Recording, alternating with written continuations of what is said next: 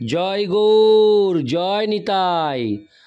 আজ 11ই চৈত্র 1431 ও 25শে মার্চ 2025 মঙ্গলবার, একাদশী পাপমোচনী। এই একাদশী পাপমোচনীর দিনে আমি শ্রী চৈতন্য চরিতামৃত পাঠ করছি।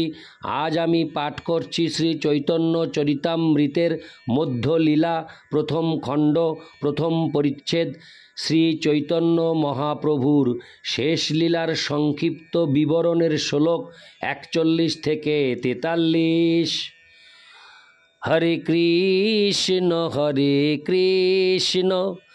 কৃষ্ণ কৃষ্ণ হরে হরে, হরে রাম রাম রাম হরে হরে। শ্লোক 41।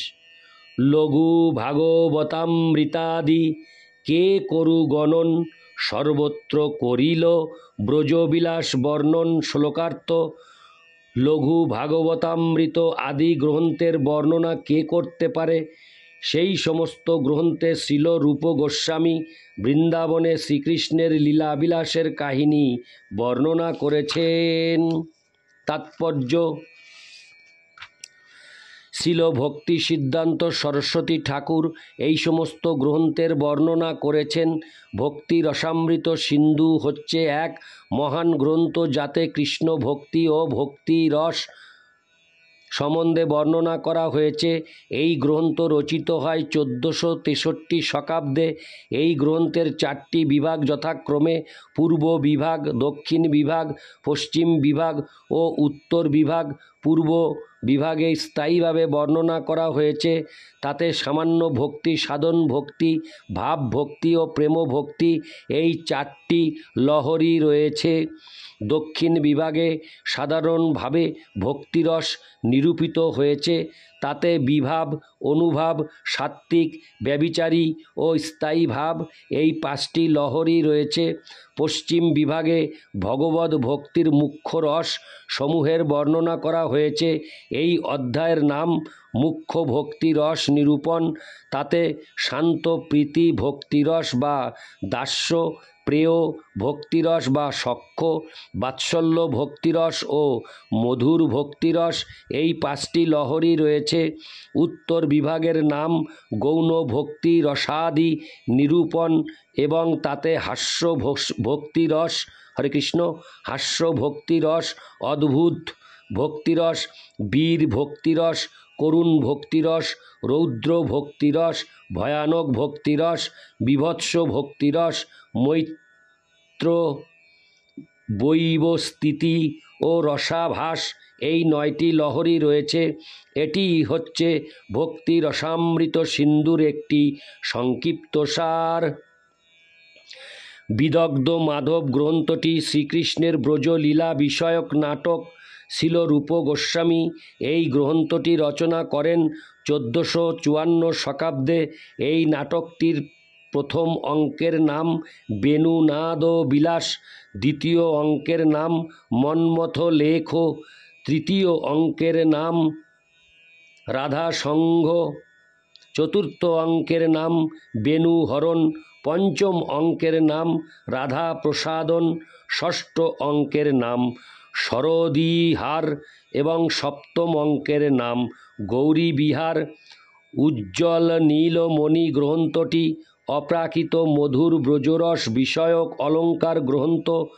ভক্তি রসামৃত সিন্ধু গ্রন্থে মধুর রসের বর্ণনা সংক্ষেপে করা হয়েছে, কিন্তু উজ্জ্বল নীলমণি গ্রন্থে তা বিস্তারিতভাবে আলোচনা করা হয়েছে। এই গ্রন্থে বিভিন্ন ধরনের প্রেমিক, তাদের সহায়ক, শ্রীকৃষ্ণের অত্যন্ত প্রিয়জনদের বর্ণনা করা হয়েছে। এখানে শ্রীমতী রাধারানী ও অন্যান্য প্রেমিকাদের বর্ণনা করা হয়েছে এবং বিভিন্ন যূথেশ্বরীদের বর্ণনা করা হয়েছে, দ্যুতি, সখী এবং আর যারা শ্রীকৃষ্ণের অত্যন্ত প্রিয় তাদের কথা বর্ণনা করা হয়েছে। এই গ্রন্থে কৃষ্ণ প্রেমের উদ্দীপন, অনুভাব, উদ্ভাসর, সাত্ত্বিক ও ব্যভিচারী ভাব, স্থায়ী ভাব, বিপ্রলম্ভ পূর্বরাগ, মান, প্রেম বৈচিত্র্য, প্রবাস, সংযোগ বিয়োগ স্থিতি, হরে কৃষ্ণ, সংযোগ বিয়োগ স্থিতি, সম্ভোগ, মুখ্য ও গৌণ, এই সমস্ত বিষয় বিস্তারিতভাবে বর্ণনা করা হয়েছে। তেমনি ললিত মাধব গ্রন্থটি শ্রীকৃষ্ণের দ্বারকা লীলা বিষয়ক নাটক। 1459 শকাব্দে এই গ্রন্থটি রচিত হয়। এই নাটকের প্রথম অঙ্কে সান্ধ্যকালীন উৎসবের বর্ণনা করা হয়েছে, দ্বিতীয় অঙ্কে শঙ্খচূড় বধ বর্ণনা করা হয়েছে, তৃতীয় অঙ্কে কৃষ্ণ প্রেমোন্মত্তা শ্রীমতী রাধারানীর বর্ণনা করা হয়েছে, চতুর্থ অঙ্কে শ্রীমতী রাধারানীর অভিসার বর্ণনা করা হয়েছে, পঞ্চম অঙ্কে চন্দ্রাবলীকে লাভ করার বর্ণনা করা হয়েছে, ষষ্ঠ অঙ্কে ললিতা দেবীকে প্রাপ্ত হওয়ার কাহিনী বর্ণনা করা হয়েছে, সপ্তম অঙ্কে নববৃন্দাবনে মিলনের বর্ণনা করা হয়েছে, অষ্টম অঙ্কে নববৃন্দাবনে আনন্দ উপভোগের বর্ণনা করা হয়েছে, নবম অঙ্কে চিত্র দর্শনের বর্ণনা করা হয়েছে এবং দশম অঙ্কে মনোরথ পূর্ণ হওয়ার বর্ণনা করা হয়েছে। এই নাটকে হরে কৃষ্ণ, এই নাটকে এই 10টি অঙ্ক রয়েছে। লঘু ভাগবতামৃত গ্রন্থটি 2টি খণ্ডে বিভক্ত। প্রথম খণ্ডের নাম কৃষ্ণামৃত এবং দ্বিতীয় খণ্ডের নাম ভক্তামৃত। প্রথম খণ্ডে বৈদিক শব্দ প্রমাণের গুরুত্ব বর্ণনা করা হয়েছে।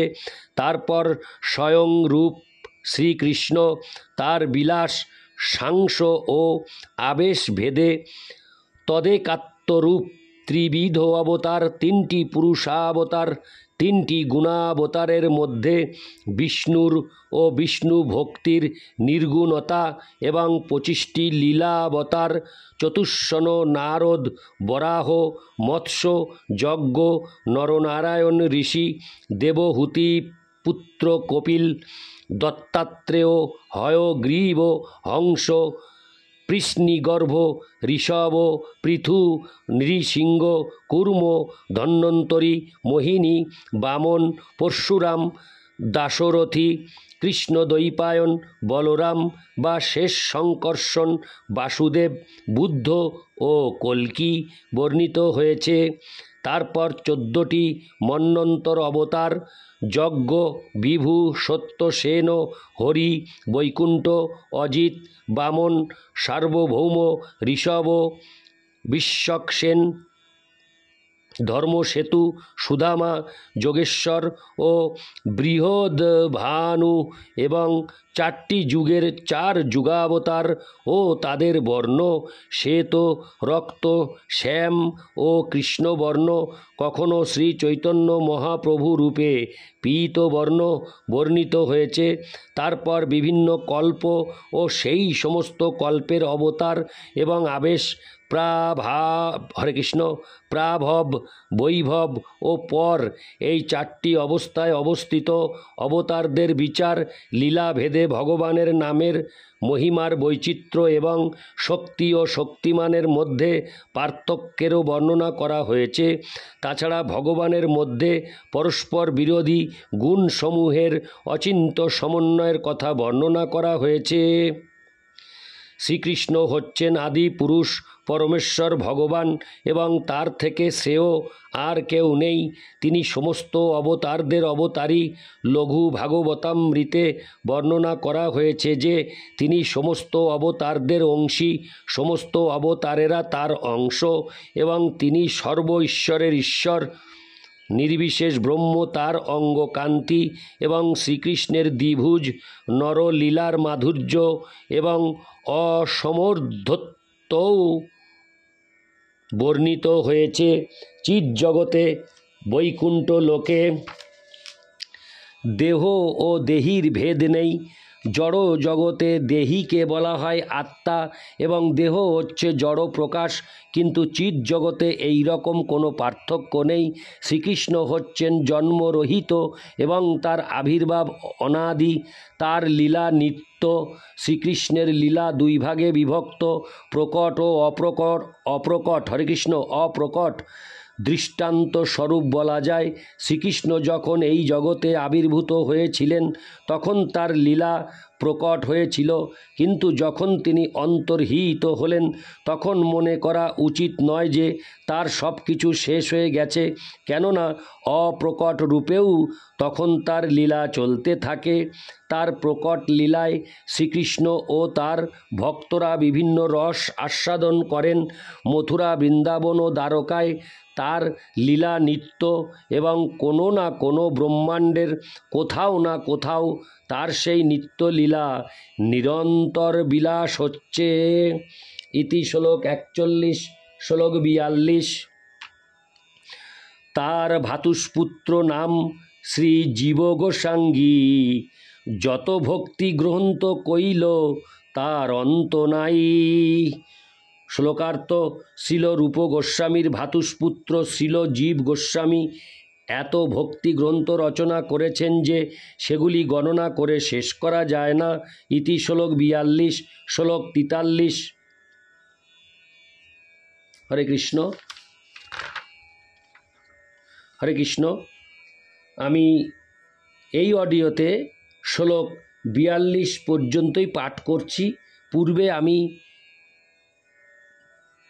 একটি কথা বলেছিলাম যে 41 থেকে 43 পর্যন্ত পাঠ করব, কিন্তু 43 শ্লোকটি অনেক বর্ধিত, যার জন্য অডিও অনেক দীর্ঘায়ু হয়ে যাবে, ফলে অসুবিধা হবে ভক্তবৃন্দের শ্রবণ করতে। তার জন্য আমি শ্লোক 42 পর্যন্তই রাখছি এই অডিওতে। পরবর্তী অডিওতে আমি 43 থেকেই শুরু করব। হরে ইতি শ্লোক 42। হরে কৃষ্ণ কৃষ্ণ কৃষ্ণ হরে হরে, হরে রাম রাম রাম হরে হরে। জয় গৌর, জয় নিতাই।